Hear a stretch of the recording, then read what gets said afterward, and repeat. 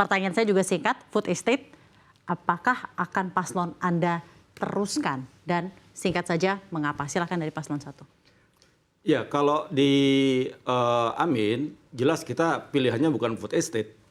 Ya, karena kita lebih kepada mengembangkan lumbung pangan itu di berbagai daerah. Dengan berpusat di sentra-sentra yang sudah existing, tinggal diintensifikasikan, dikembangkan lebih jauh. Yang dibangun itu adalah ekosistem dari pertanian dan industri pertaniannya.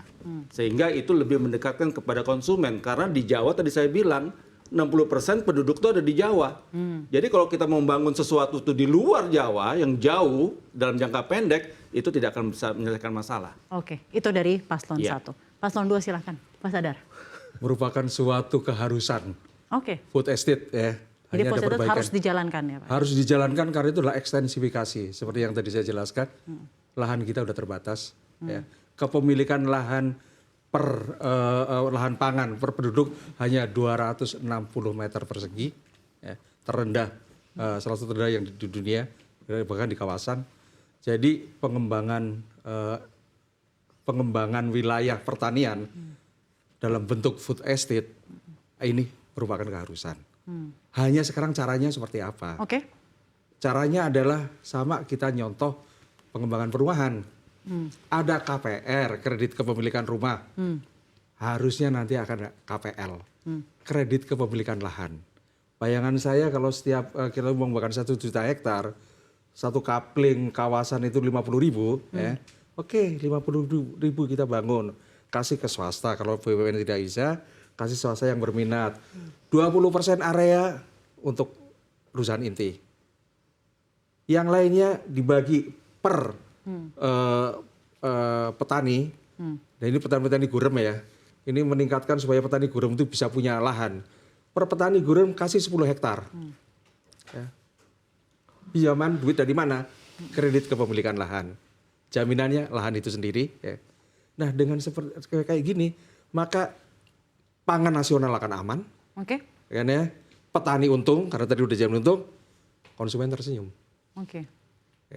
Jadi adalah merupakan suatu keharusan untuk dilanjutkan. Keharusan ya. Tapi Bapak aware dengan kritik mengenai penyelenggaraan food estate ini tentunya, Pak? Oh betul, tapi mereka juga harus tahu bahwa membuat food estate, membuka lahan, itu harus dinilai minimal itu 8 musim tanam.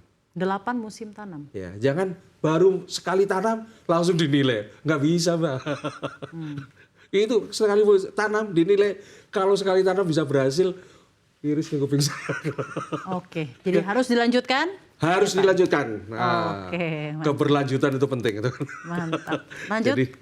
Baik, terima kasih. Iya, kalau dari Ganjar Prof. Mahfud sudah clear bahwa key performance indicator dari pembangunan pangan atau pertanian itu tidak parsial ya. Kita 3, pertama adalah memang daulat atau tahan pangan, tapi yang kedua yang penting juga sekali lagi petani, nelayan dan produsen pangan yang sejahtera, dan last but not least key performance indicator kami dalam membangun pangan adalah soal sustainability. Maka berdasarkan 3 itu kami sudah menilai secara persis bahwa pembangunan food estate yang dilakukan sekarang itu baik dari segi ekologi, land suitability tidak diperhatikan, kesiapan infrastruktur tidak diperhatikan, kesiapan SDM juga tidak disiapkan. Jadi ya walaupun tidak menanti 8 musim tanam gitu, produktivitas rendah dan seterusnya. Dan berbicara mengenai ekosistem, maka peningkatan itu tidak hanya soal food estate, tetapi pembenahan dari usaha pertanian yang ada juga itu bisa membuahkan hasil yang baik. Dan kalau berbicara pembukaan food estate, sebenarnya penelitian IPB, UGM jauh sebelumnya itu, kalau dalam hal yang besar-besaran ya, yang paling tepat adalah di Lembah Membramo itu. Saya sendiri ketua tim subfisik Membramo di Papua sana. Saya ketua tim subfisik untuk pembukaan lahan 1 juta hektar. Kami IPB meneliti dengan sangat gamblang mengenai peta kesesuaian lahannya itu maksimum harusnya 100.000 hektar, Mbak, untuk tanaman pangan. Itu clear cut. Karena menurut ilmu tanah itu bahwa suatu lahan gambut bisa dibuka itu hanya yang ketebalan gambutnya itu kurang dari 1 meter. Jadi dari paslon 3 diteruskan atau tidak food estate, Pak? Teruskan tapi di tempat lain dan dengan pendekatan yang lebih prudent ya. Kemudian at the same time kita akan lahan-lahan yang lebih produktif. Exactly, merevitalisasi lahan-lahan pertanian yang ada dan dengan 3 key performance indicator.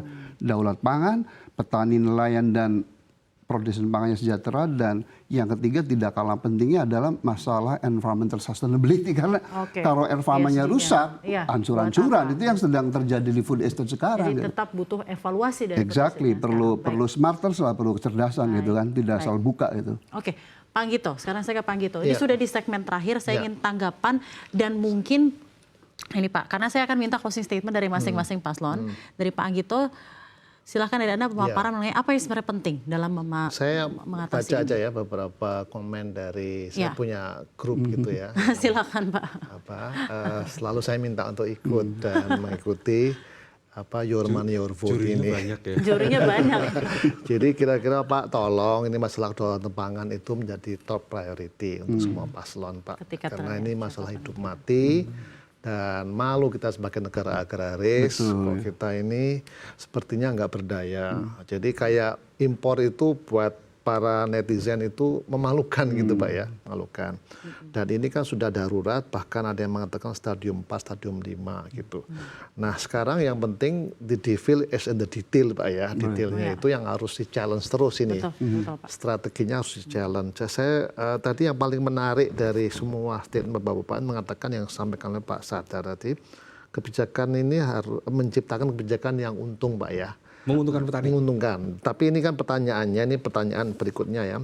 Untung ini buat siapa Pak ya gitu ya. Petani. Nah, ya ini pertanyaan dari para WA ke saya ini, untung buat siapa? Jangan sampai petani untung, petani sejahtera, masyarakat membayar dengan harga yang mahal gitu. Sebentar Pak. Ini bukan saya ini Pak, saya kan bukan akhirnya. saya ini pemilih Bapak ini sebenarnya ya. Kira-kira seperti apa ya Pak ya?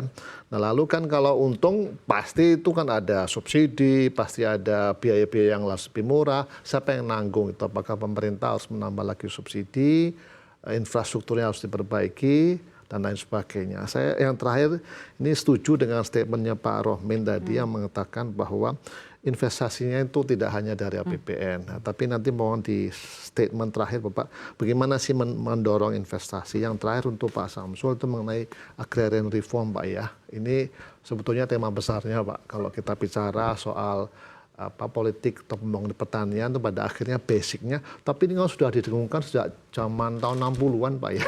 Kok sekarang nggak ada wujudnya Pak ya reformasi. Ini mohon dijelaskan saja, saya menyimpulkan dan sekaligus membaca dari pertanyaan-pertanyaan cara memilih dari. Nah, ini karena waktu yang tersisa hanya singkat saja, saya ingin jawaban sekaligus closing statement dari masing-masing paslon. Kalau dari saya pertanyaan hanya singkat saja. Ini siapapun yang terpilih, saya ingin tanyakan bagaimana political will masing-masing paslon, keberpihakan masing-masing paslon mengenai isu ini, dan mengapalah paslon Anda yang mumpuni menyelesaikan masalah ini. Mungkin ke Amin terlebih dahulu. Ya, jadi memang betul bahwa reforma agraria itu adalah soal politik ya. Kenapa kita setelah merdeka, proklamasi itu, kemudian baru di 1960, Undang-Undang Nomor 5 tahun 90 tentang Undang-Undang Pokok Agraria, itu sangat jelas. Mandatnya pada saat itu adalah oleh para pendiri Republik itu sebagai dasar pembangunan pertanian dan kemakmuran. Seperti itu. Itu dasar. Nah, inilah yang kemudian kita tidak pernah jalankan setelah pergantian kekuasaan. Nah, akhirnya sekarang kita mau mengembalikan lagi kembali kepada langkah yang di awal itu, yang mandat yang pertama itu. Nah, dan faktanya sekarang terbukti karena tidak berjalannya reforma agraria itu sampai sekarang pun masalah pertanian kita juga tidak pernah selesai. Orang berkaca kepada beberapa negara lain tapi tidak pernah melihat sejarahnya mereka. Seperti itu. Baik. Nah, jadi saya kira itu kunci menjadi dasar untuk pembangunan pertanian yang berdaulat dan berkelanjutan. Mengapa Amin, Pak? Jawabannya. Ya. Mengapa Amin? Kenapa yang para akan pemilih mengungguli? memilih strategi yang mau pilih itu? Mengapa Amin yang bisa menyelesaikan masalah ini? Yang pertama adalah soal visi adil dan makmur, tapi yang kemudian di Aminnya ada 8 jalan pemerataan. Oke. Visi pertama adalah menyediakan kebutuhan pokok dan kemudian menciptakan biaya hidup yang murah. Oke. Nah, ini yang menjadi kunci. Soal turunannya itu pasti banyak. Salah satunya ada tadi yang sudah kita diskusikan seperti itu. Nah, itulah yang menjadi kunci bahwa pangan itu nomor 1 dari 8 jalan pemerataan. Dan itu prioritas Amin. Dan itu prioritas. Baik. Singkat saja, mengapa Prabowo Gibran? Mengapa Prabowo Gibran? Ya. Ya pertama, kalau di Pak Prabowo ya, dari dulu beliau selalu mengatakan pangan itu adalah sesuatu yang sakral untuk bangsa.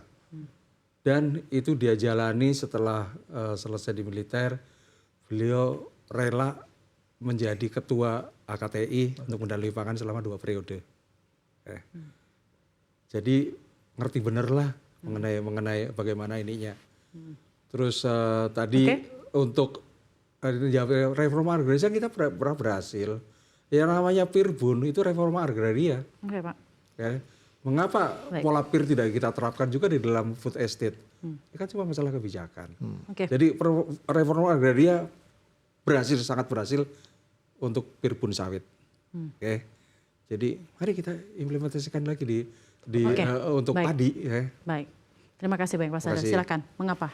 Jawabannya. Iya, sebelum mengapa pertanyaan menarik ya bahwa investasi penting ya supaya investasi itu mengalir, pastikan bahwa investor akan beruntung Mas Anggi ya. Kemudian juga ada kepastian hukum ya. Dan itulah yang akan kami tim Ganjar, Mas Ganjar sendiri akan memastikan bahwa iklim investasi dan ease of doing business di sektor pangan pertanian itu akan mudah gitu. Yang kedua adalah ngeri itu yang namanya alokasi kredit perbankan, Safrina dan seluruh pemirsa untuk sektor pertanian itu hanya 10% lah gitu. Jadi kami dengan kajian nanti apakah khusus di BRI atau mendirikan seperti di China, Vietnam, Korea, kita harus punya bank agriculture sendiri ya. Bagaimana kalau bunga di Vietnam tuh kurang dari 4%, kitanya masih 8%, ya playing field-nya nggak sama gitu. Nah sekarang kenapa Ganjar dan Mahfud yang punya peluang untuk berbagi pangan? Karena kami udah masuk ranah ideologis. Itu statement Bung Karno gitu. Dan kemudian Mas Ganjar adalah selain capable ya, sehat, cerdas, gesit, dia punya pengalaman 10 tahun menjadi gubernur Jawa Tengah dan dia mendapat penghargaan 2 kali loh dari Menteri Pertanian karena berhasil meningkatkan produktivitas padi dan seterusnya. Jadi saya punya strong belief ya, Ganjar dan Mahfud lah yang punya peluang untuk memperbaiki negara ini, apalagi di sektor pangan begitu.